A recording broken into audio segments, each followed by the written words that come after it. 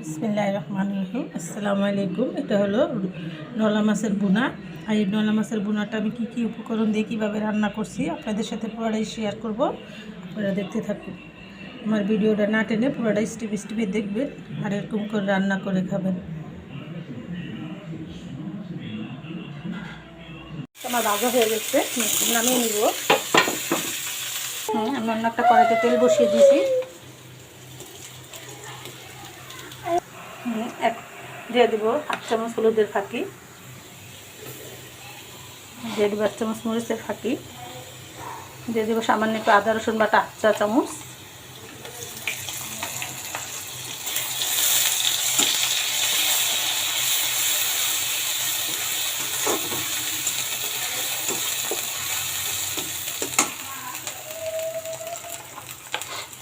দিয়ে দিব এখন কিছুটা কাঁচা পেঁয়াজ আর কাঁচা মরিচ দিয়ে দিলাম।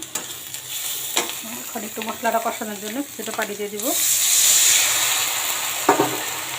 মাছ বোনা করতে পেঁয়াজটা বেশি লাগে, কিন্তু কখনের দিনে মাছ বোনা করাতে পেঁয়াজ দেওয়ার মতো ইয়ে নেই। এত দাম সব জিনিসের, এত দাম দিয়ে কিনা খাওয়ার চেয়ে না খাওয়াই ভালো।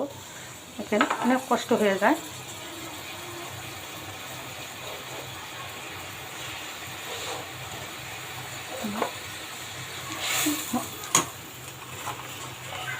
দিয়ে দিলাম স্বাদ মতো লবণ।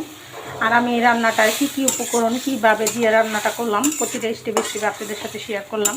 আপনারা আমার ভিডিওটা না টেনে পুরোটা স্টেপে স্টেপে দেখবেন আর এরকম করে সুস্বাদু রান্না করে খেয়ে দেখবেন। মানুষে বলে ইউটিউবের রান্নার মতো রান্না হয় না। আপনারা আমার পেজে যেয়ে দেখবেন আমার রান্নাগুলা, বাঙালি রান্নাঘর, সেটাতে যে আপনারা আমার ভিডিওটা ফুল স্টেপে স্টেপে দেখবেন। আমার ফেসবুক আইডিতেও দেখতে পারবেন, ইউটিউবেও দেখতে পারবেন। আপনারা আমার আইডিগুলোতে গিয়ে পুরোটা স্টেপে স্টেপে দেখবেন। আমার ভিডিওগুলো আপনারা ফলো করে আপনারা এরকম করে রান্না করে খাবেন।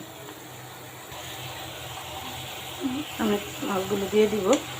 এখানে আমি 3 টুকরা ভাজা মাছ দিলাম আর 3 টুকরো দেবো কাঁচা মাছ।